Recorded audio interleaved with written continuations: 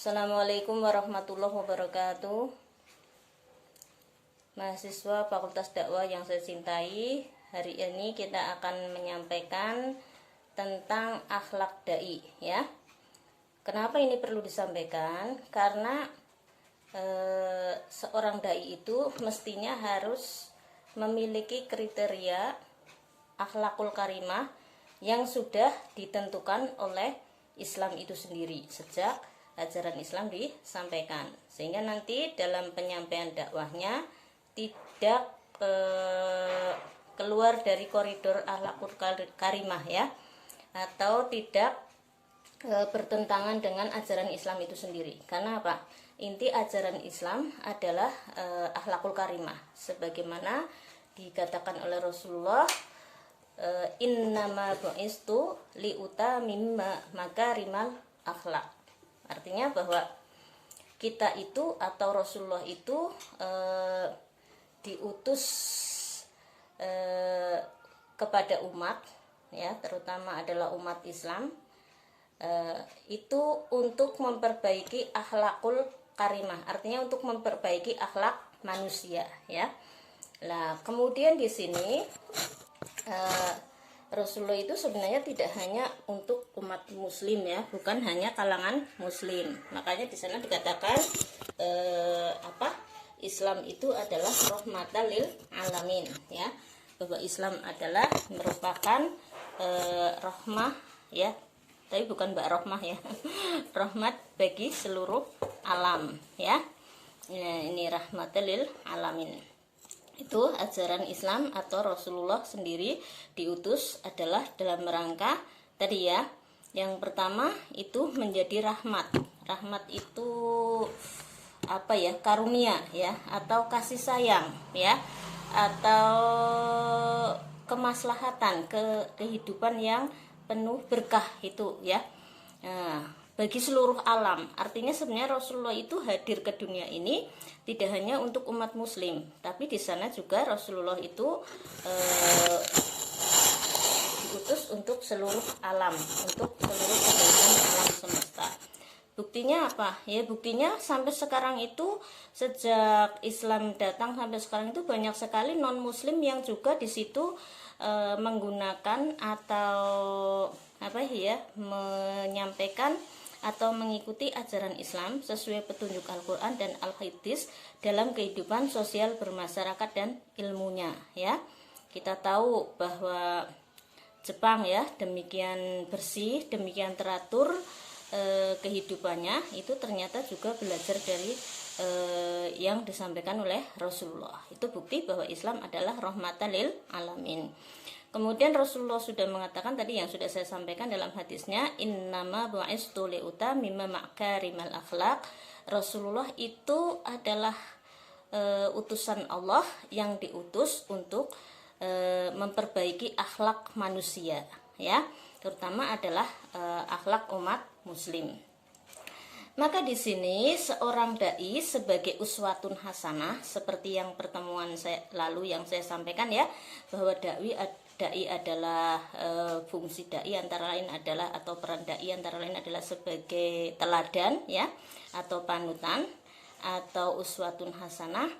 Maka di sini dai harus memiliki akhlakul karimah, ya, sebagai teladan umatnya. Jadi kita tidak mungkin, ya, akan mengajak orang lain berakhlakul karimah kalau diri kita sendiri tidak berakhlakul karimah, ya. Yang lainnya itu videonya pada dibuka itu biar kelihatan datang tuh, jangan Mbak Nafis tok, ayo yang lainnya tuh pada dibuka videonya kelihatan tuh, yang videonya dimatiin jangan-jangan malah ditinggal pergi. Ini kuliahnya ngomong sendiri saya, ya. Oke, saya terusin, ya. Itu akhlakul karimah. Lah kemudian akhlakul karimah itu secara garis besar memang sangat luas, ya. Artinya bahwa semua akhlak-akhlak yang baik adalah akhlakul karimah. Tetapi dalam konteks sebagai dai itu ada acuan tersendiri, ada pedoman sendiri yang di situ disampaikan melalui Al-Qur'an dan Al-Hadis, ya. Kita lihat di sini, ya. Yang pertama ya, itu halaman tadi, halaman berapa? 48 ya. Tapi sebenarnya sebelum pada halaman 48, kita ke ini dulu, ke halaman 36 ya, 36 dulu. Di sana di dalam halaman 36 kita tahu ya bahwa dikatakan al ulama warasatul anbiya ya. Kenapa kita sedang berbicara dai, sedang berbicara dakwah, terus kemudian kita bicara ulama? Ya ulama itu ya dai ya. Karena dia sebagai pewaris para nabi yang menyampaikan ajaran Islam. Maka dai juga termasuk ulama ya. Ulama juga termasuk dai itu ya. Cuma kalau mubalik itu belum tentu dai, tapi kalau dai sudah tentu mubalik ya. Seperti biasa sambil mendengarkan azan juga ya. Ini ada yang pergi sholat dulu ya, nanti aja sholatnya, belum sudah selesai. Sekarang dengerin azan dulu ya. Terus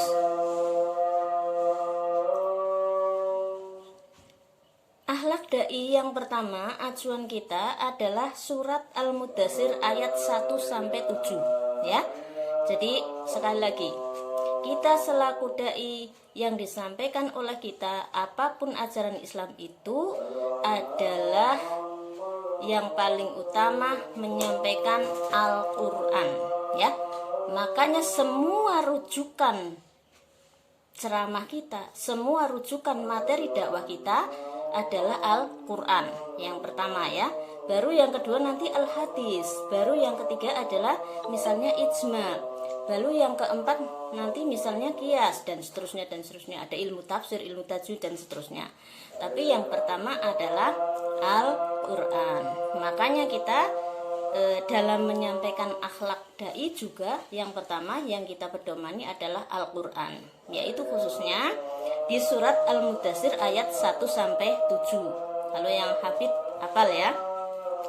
Di sana dikatakan A'udzubillahi minasyaitonirrajim. Bismillahirrahmanirrahim. Ya ayyuhal mudaththir qum wa anzir. Nah, ini kita bahas satu persatu ya. Satu ayat dulu. Ya ayyuhal mudaththir, artinya wahai orang yang berselimut. Kenapa di sini kok orang yang berselimut ya? Karena pada waktu itu turunnya surat Al-Mudaththir itu Rasulullah, ada mufasir yang menafsirkan seperti itu. Rasulullah dalam keadaan sedang tidur ya, makanya ya ayyuhal mudaththir. Ada yang menafsirkan seperti itu.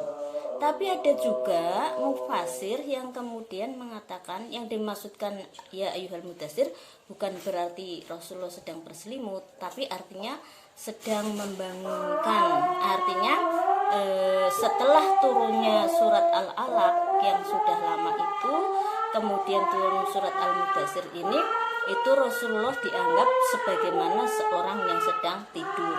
Itu ada juga yang mufasir mengatakan seperti itu. Terus juga ditafsirkan di sana bahwa kenapa Rasulullah dikatakan sebagai berselimut, karena nanti ada ayat berikutnya, ayat yang kedua, kum ya. Kum artinya berdirilah. Rasulullah disuruh berdiri. Nah, berdiri juga ini ahli mufasir itu ada yang menafsirkan sebagai ya betul-betul berdiri. Rasulullah disuruh bangkit ya dari tidurnya itu. Tapi ada juga yang menafsirkan bahwa Rasulullah itu yang dimaksudkan dengan kum adalah suruh qiyamul lail. Karena waktu itu beliau sedang tidur, maka disuruh bangun tidur untuk qiyamul lail. Terus kaitannya dengan akhlak dai di sini bagaimana? Berarti akhlak dai yang pertama di sini adalah kalau mau jadi dai yang pertama ya ayyuhal mudaththir, ya jangan suka berleha-leha ya. Jangan suka santai-santai. Jangan suka berselimut terus. Selimut itu santai atau tidur atau terlena, tapi harus terjaga ya. Harus senantiasa terjaga dalam arti hidupnya itu adalah untuk berbakti kepada umat ya, terutama adalah tentang Islam ya. Itu. Yang kedua kumnya ini. Kumnya ini bermakna dai itu dianjurkan atau sangat dipentingkan untuk melaksanakan qiyamul lail tiap malam, ya, sebagai pedoman atau sebagai kekuatannya, ya. Jadi di sini mengapa demikian? Karena sudah dikatakan di sana, ya, ada banyak hikmah orang yang qiyamul lail. Nah, Anda tahu, ya, ada 9 hikmah, antara lain qiyamul lail, yang di situ ada antara lain apa? Kalau di dunianya itu antara lain adalah kata-katanya penuh hikmah, ya. Kata-katanya penuh hikmah. Berarti kalau orang yang ahli qiyamul lail, dilalah ini kata-katanya itu didengarkan enak, penuh hikmah, pembicaraannya baik, nggak suka maksiat. Dalam menasehati, diterima oleh orang lain, itu nasihatnya langsung ke hati. Langsung yang dinasihati itu merasa tertarik, merasa ternyuh, ya, atau merasa ingin mengikuti, ya, itu. Makanya jangan lupa ini, ya, mahasiswa Fakultas Dakwah, saya tekankan untuk qiyamul lail setiap malam. Lalu itu harus tidur dulu apa tidak, Bu Tuti? Terserah. Karena apa? Karena Rasulullah membolehkan semua, ya. Ketika sahabat Umar bin Khattab itu qiyamul lailnya itu tidur dulu boleh. Terus kemudian ketika sahabat Abu Bakar Siddiq tidak tidur dulu boleh, ya. Semua boleh. Yang penting pada jam qiyamul lail, begitu, ya. Nah, ini karena untuk apa? Itu tadi sebagai pondasi utama. Yang pertama seorang dai adalah qiyamul lail, ya. Kumnya di sini bermakna akhlak dai harus selalu berdiri qiyamul lail malam harinya, ya. Kalau siang harinya berdiri apa? Berdakwah, ya. Berdakwah dalam arti luas, artinya tidak harus di panggung, ya, termasuk sampean bikin YouTube, ya, sesuai dengan keahlian sampean suka, ya, di YouTube itu mengajak, ya, misalnya ayo sholat guys dan sebagainya. Bahasa sekarang kan itu, ya, tiru-tiru orang barat guys gitu, ya. Itu boleh, ya. Yang intinya di situ mengajak orang lain untuk melaksanakan ajaran Islam. Itu sudah dakwah, ya. Atau bahkan sampean itu menyampaikan tentang tauhid, ya, tentang ajaran Islam, bahwa Islam ini adalah ilmiah, bahwa Islam ini adalah sangat universal, sangat ketauhidannya itu sangat logis, gitu, ya. Nah, maka di situ kemudian orang lain tertarik untuk melaksanakan ajaran Islam, itu juga sudah dakwah, ya. Jadi tidak harus dakwah di panggung sebagai orator, sebagai dai dalam arti sempit, itu namanya dai dalam arti sempit, dai yang cuma ceramah di panggung. Sedangkan dai dalam arti luas, kemarin sudah saya sampaikan bahwa dai dalam arti luas, ya, semua muslim atau muslimah itu adalah dai dan daiyah. Ora ketang dakwai anake dewek ngemben, ya, angger wis menikah, ya, atau dakwai tetangganya dalam arti membuka di rumah, ya, ngaji sore-sore, ya. Apalagi ini Mbak Nafis sekarang lagi di pesantren, ya, besok lulusan jadi bunyai plus, ya. Bunyai plus itu maksudnya apa? Maksudnya, ya, ilmu umumnya oke, ilmu agamanya oke, jadi ngomongnya orang ngawur, orang asbun asal bunyi, orang omong doang, tapi betul-betul argumentatif, ya, sesuai dengan Al-Quran, Al-Hadis. Bahkan mungkin nanti kalau sudah sip, ya, ada hafal alfiyah, ya, hafal Al-Quran, terus kemudian ilmu manteknya, balaghahnya disampaikan untuk hujah, ya, dalam berdakwah, itu, ya. Amin, diamin, ya, sungguh-sungguh tok, ya, Pak Nafis. Nah, itu. Oke, saya lanjutkan. Itu akhlak dai dalam surat Al-Mudaththir ayat 2. Nah, kum fa'angzir. Nah, setelah kum sudah tadi berdiri dalam arti bergerak, melaksanakan dakwah atau mendasari dengan qiyamul lail, maka dia juga melakukan angdir. Angdir itu apa? Angdir itu adalah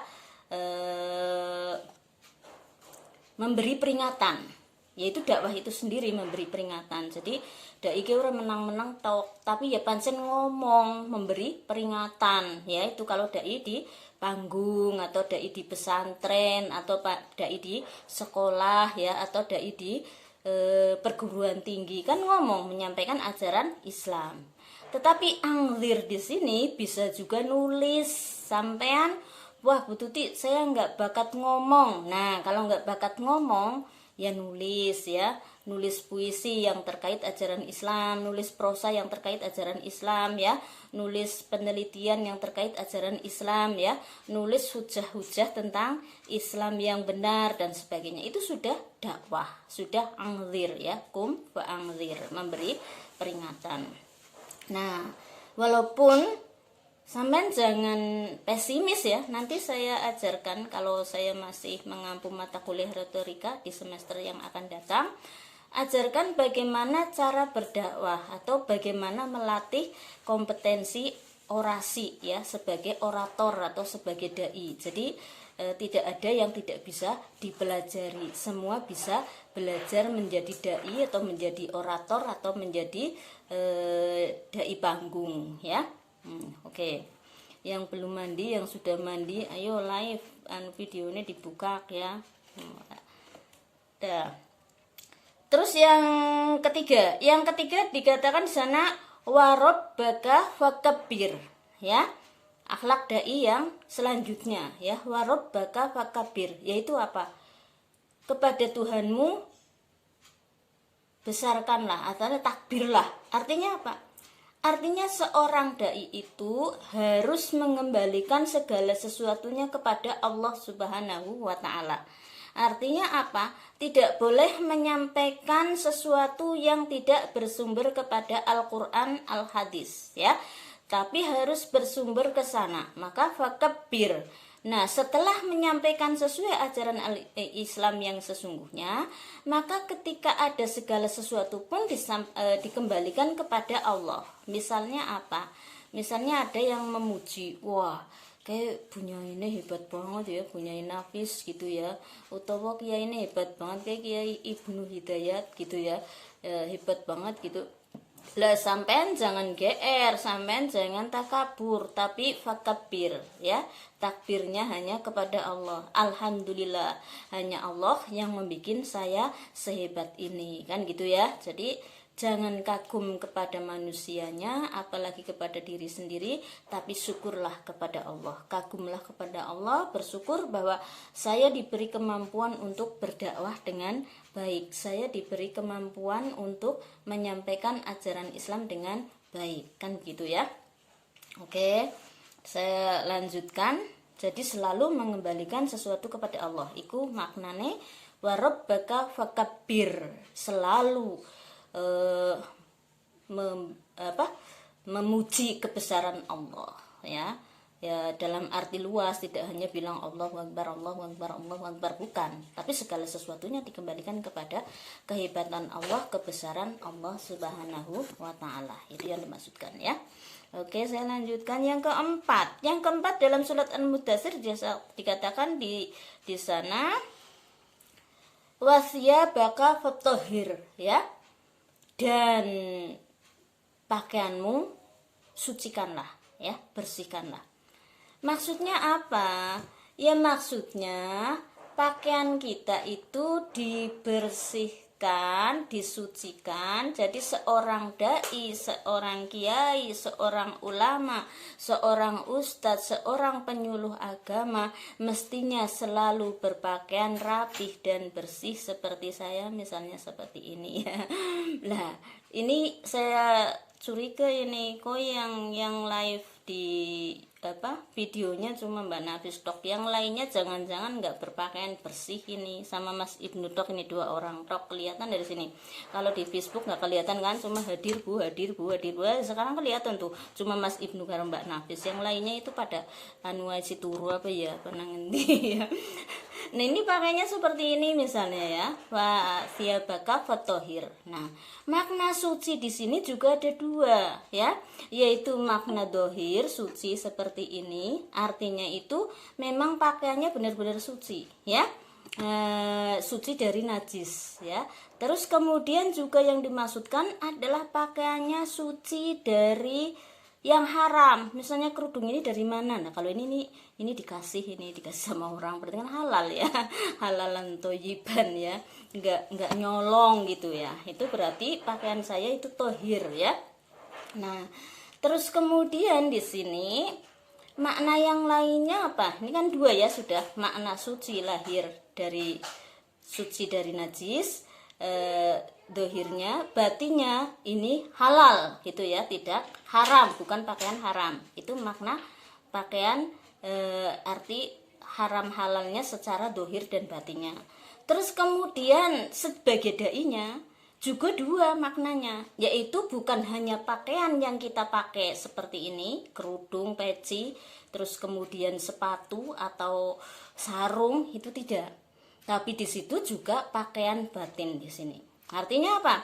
Seorang dai harus senantiasa mensucikan dirinya, tidak hanya pakaian dohir seperti ini, tapi juga pakaian batin. Yang sering terkenal itu kalau Pak Kiai Rahmat, tapi Kiai Pak Rahmat belum bergabung ya. Itu adalah di sini misalnya apa? Kalau dalam pakaian batin kita sering dikatakan tazkiyatun nafas ya. Jadi kita sebagai dai senantiasa membersihkan, mensucikan batin kita ya. Pikiran kita sucikan, hati kita sucikan, mulut kita sucikan, telinga kita sucikan. Jadi secara batin kita sucikan, artinya apa? Kalau berkata yang baik, hatinya jangan suka suudon, pikirannya positive thinking. Itu yang bimakna tazkiyatun nafas ya, atau dai yang dimaksudkan di sini adalah fathia baka fatohir ya. Jadi seorang dai harus senantiasa mensucikan pakaian dohirnya juga pakaian batinnya ya. Pakaian batinnya adalah akhlakul karimah, pikiran, mata, hati, telinga, hidung semuanya harus halalan thayyiban. Angel temen bututi ya, semua itu kan usaha ya sebagai manusia sekuate ya. Paling ora ya ora usah ngrasani lambene, ora usah ngomong sing elek-elek kan gitu. Nek ora bisa ngomong apik ya, syukur-syukur dzikir astagfirullahaladzim subhanallah ora ketang nang ati kan gitu itu ya. Selanjutnya adalah ayat yang keberapa, kelima ya. Yang kelima, waruja fahjur, dan perbuatan buruk atau dosa tinggalkanlah. Nah otomatis ya, tadi kita disuruh tazkiyatun nafas ya, selalu berbuat baik, berakhlakul karimah. Nah sekarang yang selanjutnya adalah kita disuruh meninggalkan perbuatan buruk. Perbuatan buruk dari mana? Bukan tangan tok. Tangan ya seluruh anggota badan jangan berbuat buruk. Mata ya Mas Ibnu sing si muda, jangan suka ndelengi cewek ya. Engko enggak ndelengi cewek engko tertarik. Terus orang gena Mbak Nafis juga ya. Sing tersebut wong loro tok ya, singkatan wong loro tok nang video ya, liyane pada keton pada dipateni videone ya kan. Nah, oke. Ya, tolong dibuka itu yang lainnya yo, pada kudungan, pada nganggo kelambi sing bener ya. Kuliah. Nah, sudah ya. Itu disucikan. Nah, terus dijauhkan ya. Jangan suka maksiat ya. Kata-katanya jangan suka berkata yang buruk, apalagi menghujat orang ya. Kalau dalam Pancasila dulu nilai-nilai Pancasila bahkan sudah dikatakan ya. Yang di sana dikatakan ada istilah tepo seliro ya. Artinya apa? Kalau kita tidak mau disakiti, jangan menyakiti orang ya kan. Kalau kita tidak ingin dibuli, jangan membuli orang ya. Kalau kita tidak ingin dicubit, jangan mencubit orang. Itu intinya di situ, jane kepenak ya. Dhewek ora gelem diciwit malah nempilingi batire, itu ora beres ya. Dai tidak boleh seperti itu. Bahkan dai itu harus suka menolong dan sebagainya. Oke, kita lanjutkan. Wala tamnun tas taksir ya. Dan janganlah engkau meminta bayaran yang lebih besar. Maksudnya apa? Maksudnya seorang dai itu nggak usah kasih tarif-tarif ya.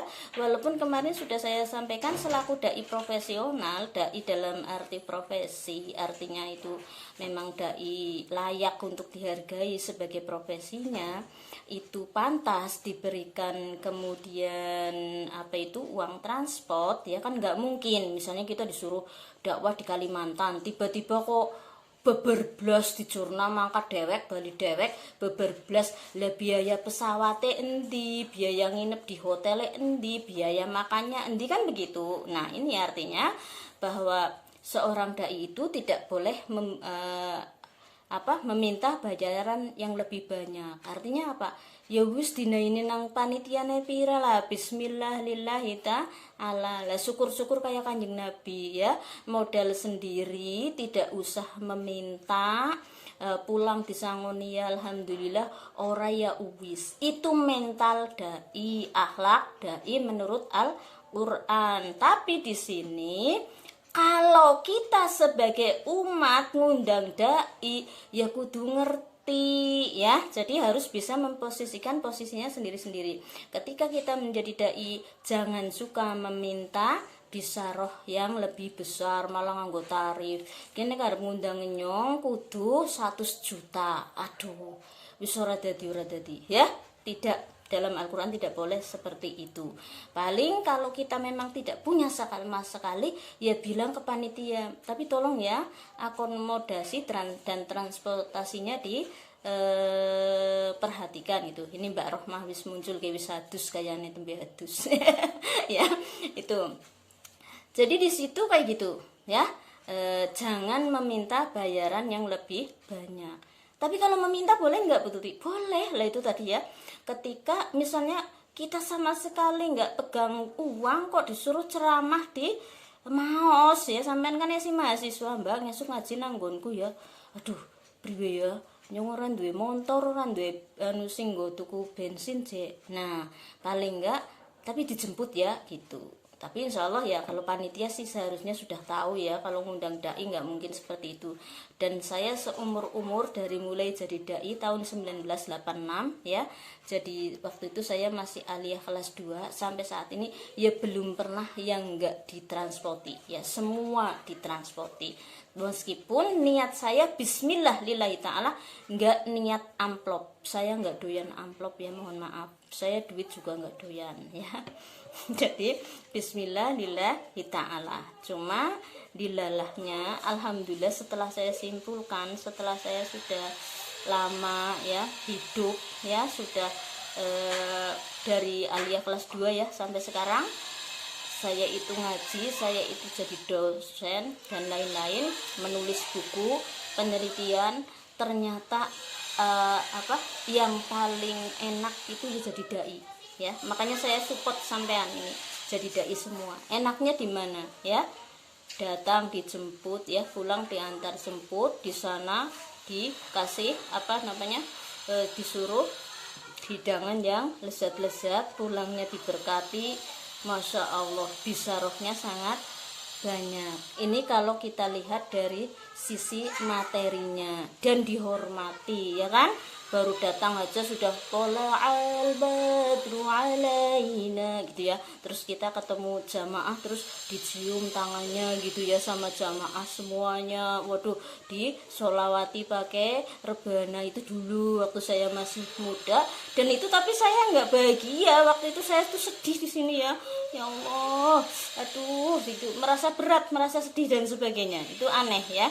Jadi memang kehormatan itu kita sampaikan artinya untuk membandingkan. Ketika kita sebagai seorang dai kehormatannya luar biasa, terus kemudian bisa rohnya juga luar biasa ya, ini adalah untuk mensyukuri kalau dibandingkan dengan profesi-profesi lain. Karena apa?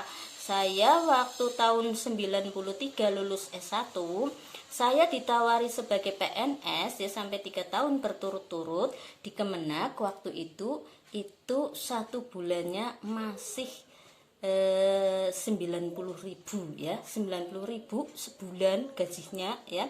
Saya menolak. Tapi ketika saya ceramah di panggung, di podium waktu itu tahun 93 itu sudah 150.000 minimal ya.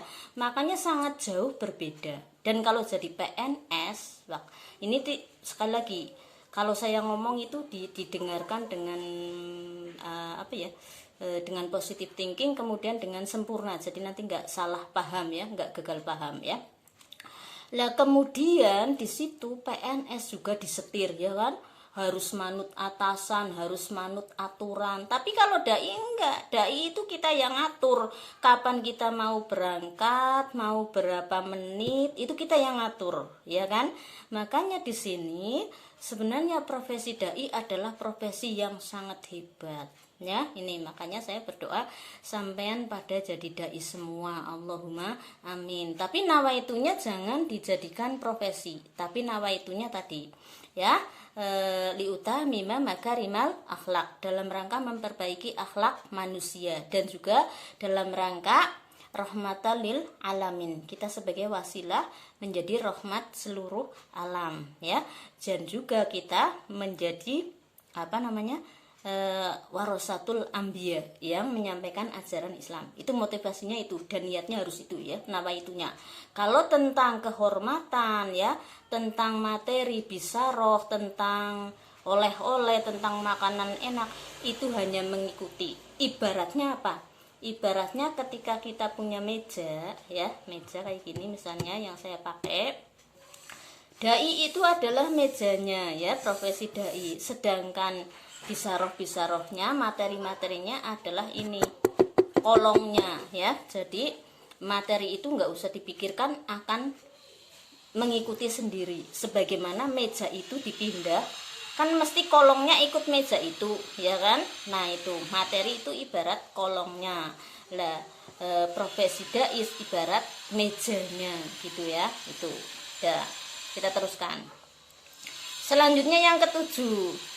Yang ketujuh adalah wali robbika ya, wali robbika fasbir, dan kepada Tuhanmu bersabarlah. Nah, ini adalah inti dari akhlak dai ya. Ternyata menjadi dai, ternyata menjadi ulama, jadi ustadz, jadi ustadzah ya, jadi bunyai, jadi penyuluh agama Islam, itu intinya adalah pada kesabaran. Kita harus sabar menghadapi umat ya. Kita harus sabar melaksanakan ajaran Islam. Kita harus sabar melaksanakan perintah Rasulullah itu ya, itu di sana. Terus kemudian itu kan akhlak dai menurut Al-Qur'an. Nah, sekarang bagaimana akhlak dai menurut Rasulullah. Nah, ini menurut Rasulullah ini yang kemarin Pak PP ya, waktu pertemuan pertama sudah pernah bertanya ya. Memang ada kekeliruan, saya recheck ya. Tapi saya jelaskan sekarang ya. Yang pertama adalah sidik. Seorang dai itu tadi kan ya, sekali lagi saya bilang, yang pertama itu mengikuti Al-Quran. Maka dalam Al-Quran akhlak dai adalah surat Al-Mudaththir ayat 1 sampai 7, meskipun banyak ayat-ayat lainnya, tapi intinya yang saya sampaikan di sini adalah ayat 1 sampai 7. Jadi sampean nanti kalau menggarap soal itu harus teliti ya, harus benar. Akhlak dai menurut Al-Qur'an adalah sesuai surat Al-Mudaththir ayat 1 sampai 7 itu misalnya. Terus Anda terangkan, yaitu satu begini, kedua begini, bla bla bla bla bla gitu ya. Itu. Terus yang kedua, akhlak dai menurut hadis Rasul atau menurut akhlak Rasulullah ya, ini yang akan saya sampaikan ya. Terus nanti ada akhlak dai secara umum, jadi ada tiga ya akhlak dai, menurut Al-Quran, menurut mengikuti sunnah Rasul, yang ketiga adalah secara umum ya. Tadi menurut Al-Quran sudah saya jelaskan ada 7 di sana. Nah sekarang kalau menurut sunnah Rasul, yang pertama adalah sidik. Sidik artinya apa? Sidik artinya kalau dalam kata bahasa Arab itu benar ya. Maka di sini seorang dai harus menyampaikan kebenaran. Jangan lupa menyampaikan kebenaran. Jadi ada yang lomboni wong ya, hanya demi politik lomboni, itu namanya bukan dai ya, itu namanya bukan ulama. Ulama dai itu harus menyampaikan kebenaran sesuai dengan Rasulullah ya, sidik ya. Jangan sampai politik ya demi menditoblos akeh sing noblos lomboni iki ayat Quran ki sapa sing mlebu apa kowe sing noblos ye engko mlebu surga. Lha surgamu apa bisa menentukan wong mlebu surga karena noblos partai? Nggak bisa ya. Jangan ya, sampaikan apa kriteria orang masuk surga ya.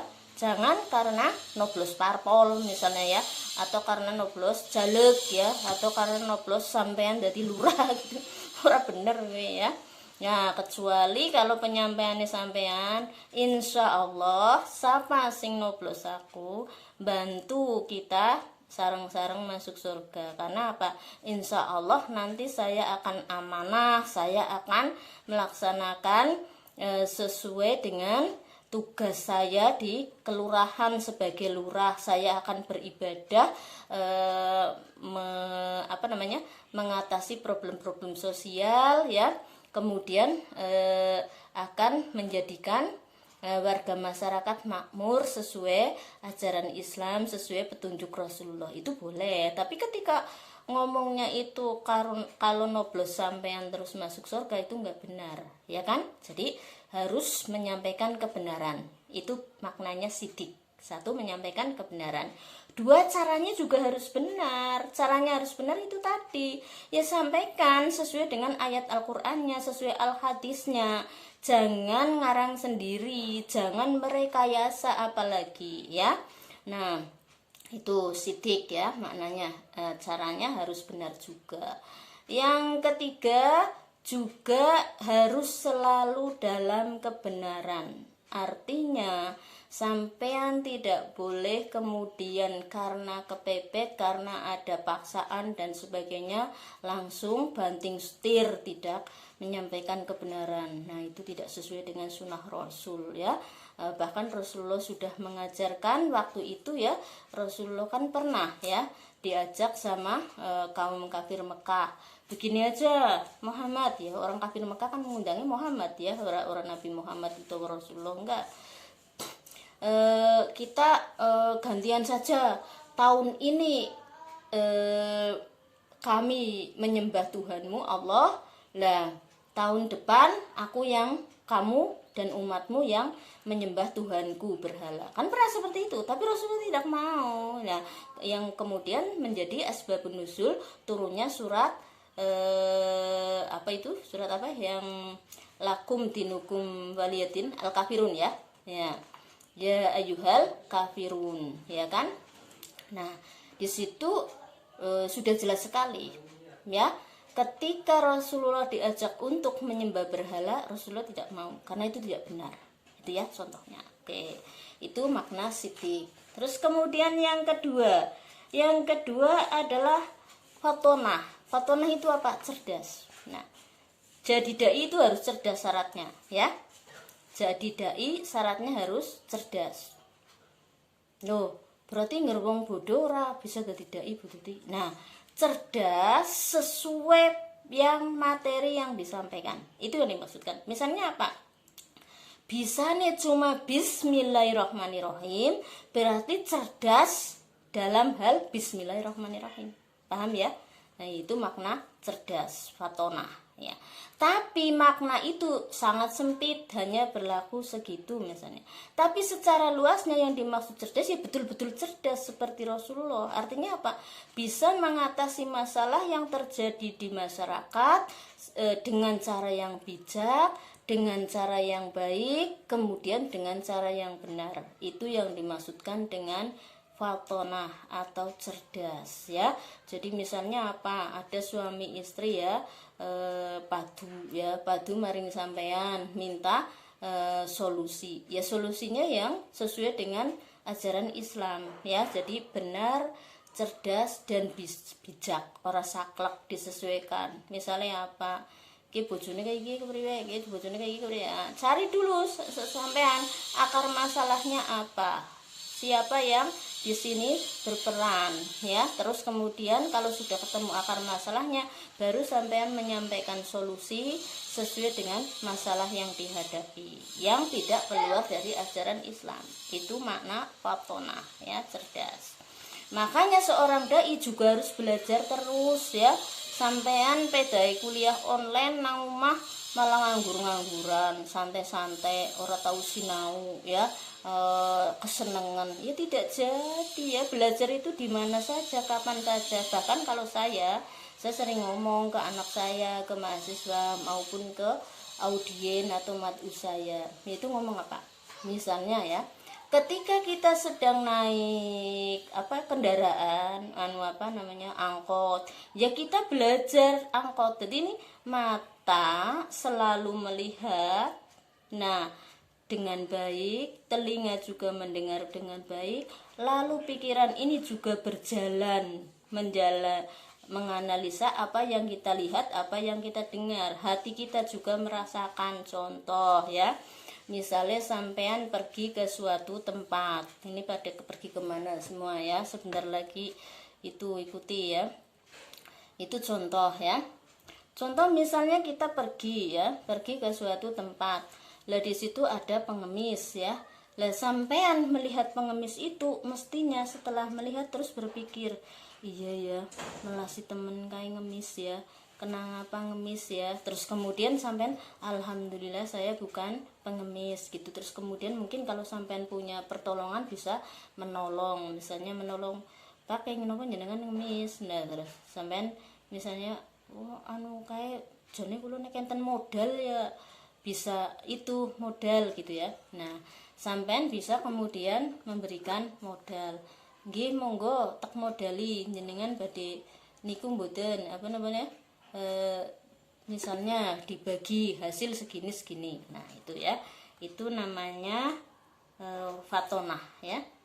Yang ketiga adalah ini amanah ya. Amanah itu yang kemarin ditanyakan oleh Pak PP ya. Amanah itu maknanya ya, amanah itu artinya bisa melaksanakan sesuai dengan tanggung jawab yang diberikan, itu namanya amanah ya. Atau bisa juga dikatakan bisa sesuai dengan apa yang sesungguhnya, itu amanah ya. Jadi bisa dipercaya ya kan. Nah itu amanah. Nah dalam konteks sebagai dai, amanah itu sangat luas. Artinya itu tidak hanya amanah kepada suatu hal atau satu hal, tapi di situ amanah kepada semua ajaran Islam ya. Ini amanah dai. Amanah dai yang pertama apa? Tauhid. Jangan lupa ya. Yang dilakukan oleh dai yang pertama adalah menekankan tauhid ya, ajaran Islam tentang Allah hanya satu-satunya Tuhan, hanya Allah yang wajib disembah. Kemudian di situ juga tauhid bahwa segala sesuatu yang kita minta hanya kepada Allah, meminta pertolongan, meminta segalanya pokoknya kepada Allah. Itu ya amanah yang pertama yang harus kita sampaikan selaku dai adalah ajaran tauhid ya. Asyhadu alla ilaha illallah ya. Kalau tauhid syahadat tauhid itu ya. Kalau syahadat rasulnya wa asyhadu anna muhammadar rasulullah. Berarti amanah yang kedua adalah menekankan bahwa Rasulullah adalah utusan Allah ya, nabi yang diutus untuk menyampaikan ajaran Islam. Nah itu ditekankan sangat kuat oleh sampean ya, kepada siapapun. Makanya ketika sampean nanti punya anak ya, misalnya ya, yang pertama diajarkan kata-kata Allah ya, Allah gitu ya, diajari sholawat, diajari bismillah. Itu tanamkan tauhid ya. Bahkan sejak dalam kandungan sampean baca Al-Qur'an ya, perutnya dielus, suruh mendengarkan anaknya gitu misalnya ya.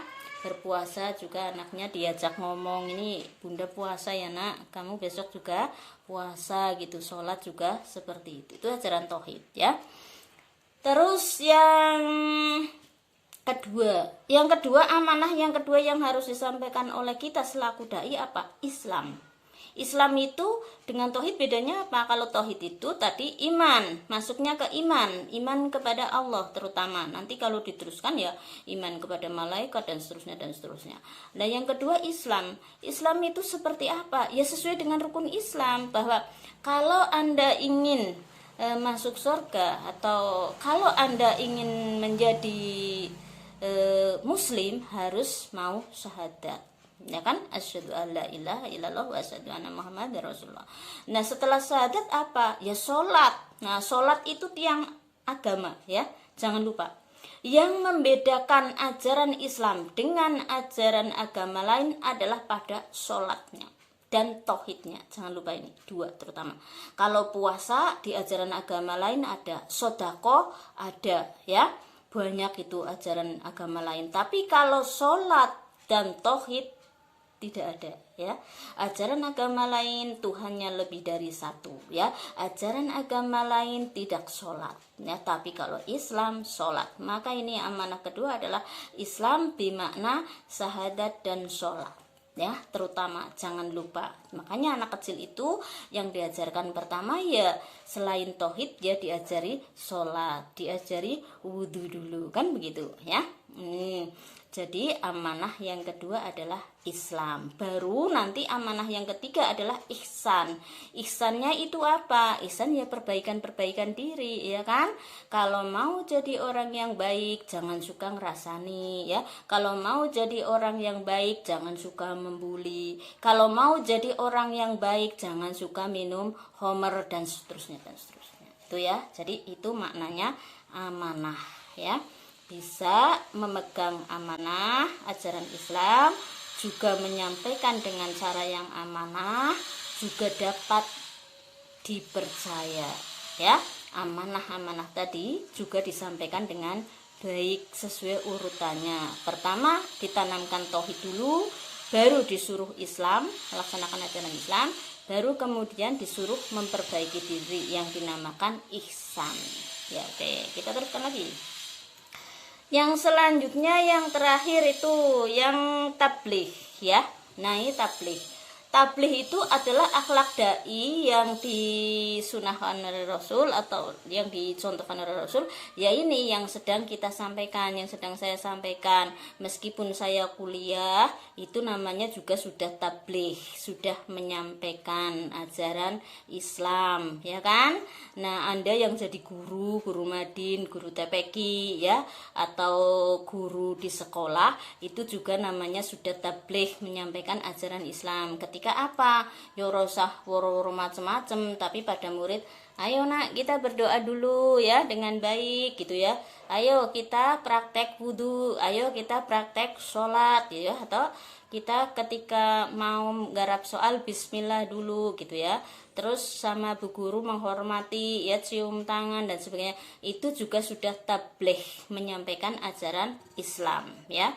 Jadi tidak harus di panggung ceramah orasi seperti Bu Tuti ya, atau Bu Nyai atau ustadzah, itu tidak, tapi menyampaikan ajaran Islam itu namanya sudah tabligh, ya.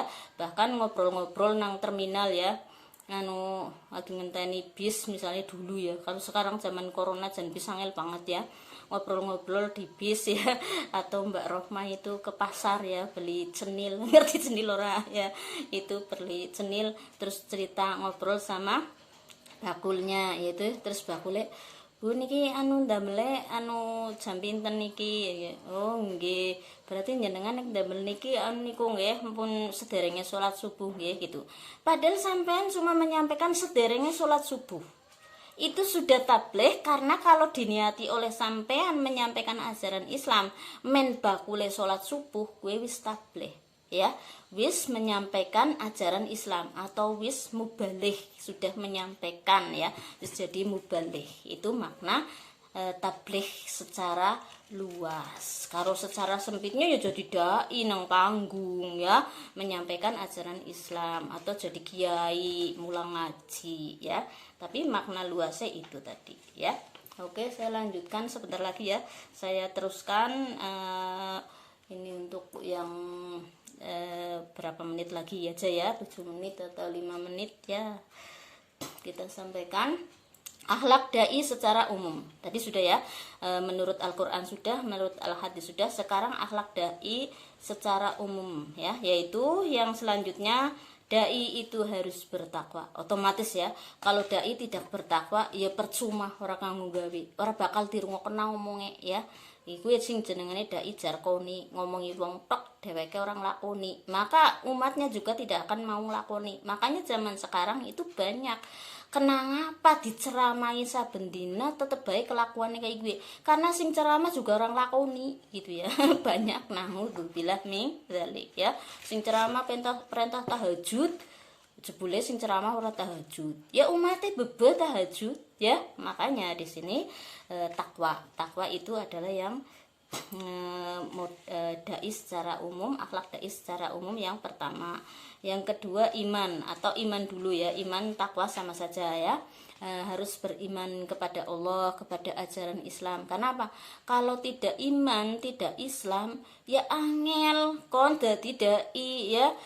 Nanti malah rusak ajaran Islam tok. Itu banyak ya, sudah saya sampaikan. Sekarang itu ada komunitas, katanya komunitas mu'alaf, komunitas dialog Islam, tapi isinya apa? Merusak ajaran Islam. Jadi saya yakin itu bukan Islam ya, itu non Islam ya, bukan dari orang Islam, tetapi mengatasnamakan Islam. Nah ini tugas sampean ya, sampean harus ngerti di internet itu banyak sekali hal-hal yang merusak Islam ya, termasuk viral sholat di kendaraan ya, urut-urutan. Waduh, itu enggak benar. Kalau dalam Islam itu, ajaran Islam yang sesungguhnya, sholat di kendaraan ya berbeda dengan sholat ketika di rumah, di masjid. Makanya jangan seperti itu. Makanya Anda harus, selaku dai harus beriman, bertakwa, Islam ya. Kalau non muslim dakwah ya ora kanggo gawe ya, karena itu merusak tok ya ajaran Islam. Dan harus banyak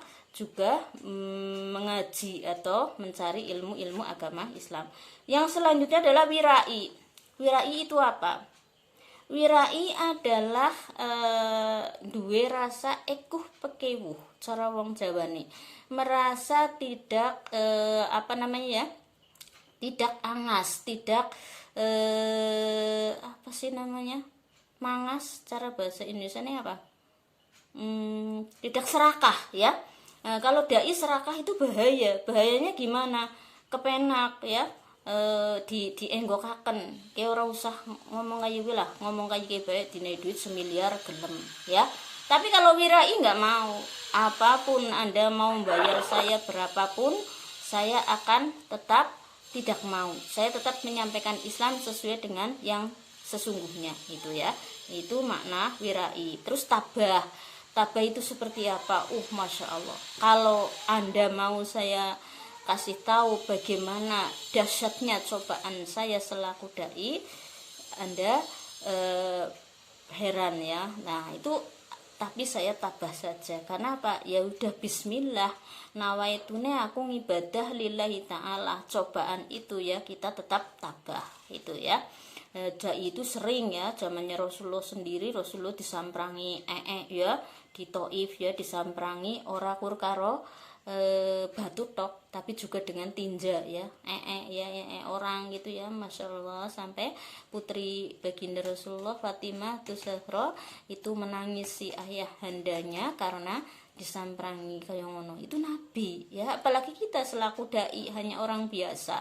Makanya kita harus tabah ya.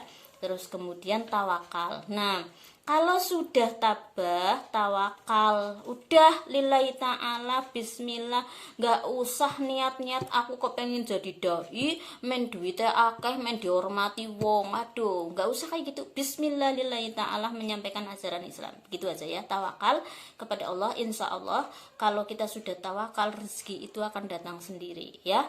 Tidak dari sini ya, nanti yang namanya min haitsu la yahtasib. Apa yang tidak Anda perkirakan, apa yang tidak kita pikirkan, justru datang ke kita. Itu sudah sangat menjadi keyakinan saya dan kebiasaan saya. Jadi saya sejak masih kanak-kanak ditanamkan seperti itu oleh ayah saya, dan saya yakin dan saya menjalankan dan seperti itu, alhamdulillah. Jadi saya itu nggak pernah pusing-pusing mikirin uang, karena kalau saya mikirin uang itu saya pusing mumet ora kuat. Jadi lah bismillah berdoa Gusti Allah gitu ya. Tapi itu makna tawakal. Tapi tetap dalam kehidupan ya kita ikhtiar, artinya saya tetap kerja, saya tetap, bahkan saya selaku perempuan juga jadi dosen ya, jadi daiyah. Tapi saya tidak berniat untuk mencari uang gitu ya, untuk mencari kekayaan, tidak. Saya hanya melakukan itu bismillah lillahi ta'ala, ibadah. Tentang uang itu akan datang dari manapun, minallah, itu tawakal. Qanaah itu bagaimana? Qanaah itu menerima apa yang diberikan oleh Allah dengan ikhlas dan ridho ya. Qanaah anane rezeki 1 juta alhamdulillah, 2 juta alhamdulillah, 10 juta alhamdulillah, kan gitu ya. Orang nana naudzubillah alhamdulillah baik ya, itu memang harusnya begitu ya, harus alhamdulillah baik. Kalau tingkatan hamadun, namanya hamadun, yaitu tingkatan hamba yang tertinggi, yang selalu memuji Allah bagaimanapun keadaannya, termasuk ora duit ya alhamdulillah gitu ya. Sampean turung tingkate ya kan, sampean ora dikirimi nang ibune ya nangis paling-paling ya kan. Nah, makanya itulah tingkatan qanaah, menerima apa adanya, ora usah muluk-muluk lah, sederhana baik, biasa baik ya. Dipikir-pikir mau kayak gitu ya, yang perempuan terutama ini loh, John sing maling salon saben dina ya kayak kae lah, orang dadak berubah dadi bidadari, tetap menungsa bae mbok ya mbok lah ya kan. Nah sing numpake pesawat ya kayak kae mbok si menungsa bae, ora terus dadi malaikat Jibril bisa mabur gitu ya. Itu ya sederhana aja lah pikiran kita nikmati apa yang ada ya kan. Bahkan kalau saya itu kalau dicokot lemut itu syukur, alhamdulillah cokot lemut dadi tangi, ora sida turu ya, nggak ora cokot lemut kan anu turu bae ngleder gitu ya. Terus nanti juga sodako apa, sodako getih disedot nang lemut kan gitu ya. Bismillah naudzubillah aja kenang penyakit kan gitu. Nah ada itu qanaah. Terus ikhlas ya sudah jelas tadi ya. Anda ngerti kabeh sing jenengane ikhlas apa. Ikhlas gue gambarannya kayak orang membuang kotoran, ketika sudah dibuang ya sudah orang ngajuk gitu ya. Lah itu ikhlas namanya. Yang kita lakukan harus didasari dengan ikhlas supaya kita enjoy ya. Jangan aku dakwah main mlebu surga. Lah malah sampean pikirane kur pahala tok, surga tok, mbuh mlebu surga mbuh ora. Udah bismillah aja lillahi taala, tentang surga itu Allah itu yang akan menjamin, yakin kepada Allah itu sudah cukup. Terus istiqomah itu apa? Istiqomah terus ya, apapun rintangan kita terus jadi dai sampai mati. Allahumma amin ya. Meskipun dai dalam arti luas, artinya tidak harus menjadi orator di panggung, tapi terus menyampaikan kebaikan, itu maknanya dai. Sabar sudah jelas ya, sing jenengane wong sabar gue ya dinyek ya nerima ya, dia bakna nerima ya. Artinya sabar itu tidak berarti tidak sakit hati, sakit tetap tapi ditahan di hati ya, manusiawi. Marah ya, marah tetap ketika sudah keterlaluan, tapi marahnya ditahan. Itu yang dimaksud dengan sabar ya. Kalau kan manusia tidak marah tidak mungkin, manusia tidak sakit hati juga tidak mungkin, tapi mampu menahan diri, itu yang namanya sabar ya. Yakin akan berhasil, ini yang terakhir ya. Selaku dai harus yakin, seyakin-yakinnya bahwa dakwah kita berhasil. Tapi yakin di sini jangan lupa kita adalah manusia biasa, kita cuma berusaha, sedangkan Allah lah yang memberikan hidayah kepada manusia untuk membuka hati mereka. Sehingga di sini tentu saja keyakinan kita untuk berhasil melaksanakan dakwah, tetapi semua hasilnya adalah sesuai ketentuan Allah. Sehingga di sini artinya ketika kita sudah melakukan dakwah, sudah berdakwah, sudah mengajak orang lain untuk sholat, sudah mengajak orang lain untuk berpuasa, tapi sing diajak ora gelem aja stres, gue berarti urung mulih hidayah. Tapi angger gelem aja pamer, aja sombong, berarti gue minallah. Ini yang dimaksudkan dengan yakin berhasil, yakin semuanya ketentuan Allah, yakin akan berhasil, tetapi semua juga dikembalikan kepada Allah supaya kita tidak takabur, tetapi juga tidak putus asa, ya. Nah, terus menjalankan dakwah Islam. Meskipun tadi dakwah tidak harus menjadi orator di panggung, bisa lewat tulisan, bisa lewat media sosial, bisa lewat TV, bisa lewat internet, Google dan sebagainya. Itu dakwah, ya. Lah terus kemudian keyakinan kita harus yakin berhasil tadi. Nah, dari semua yang saya sampaikan, akhlak dai ini sebenarnya masih banyak lagi ya yang terkait dengan akhlakul karimah, cuma tidak saya bahas satu-satu. Yang saya bahas itu saja yang inti kekuatan sebagai dai, yaitu surat Al-Mudaththir ayat 1-7, kemudian akhlak Rasulullah yaitu siddiq, amanah, watonah, dan tabligh. Terus kemudian tadi akhlak-akhlak yang menguatkan diri kita selaku dai. Saya kira itu dulu, di lain waktu karena ada kuliah lain lagi. Jadi yang sejarah dakwah saya double dengan SKI-nya nanti berkaitan dengan kebudayaannya, sedangkan sejarah dakwahnya berarti berkaitan dengan dakwah-dakwah yang di dalamnya. Jadi Anda juga ikut live di sini ya langsung. Yang untuk yang ini ilmu dakwah sampai di sini dulu. Wassalamualaikum warahmatullahi wabarakatuh. Saya teruskan yang SKI ya.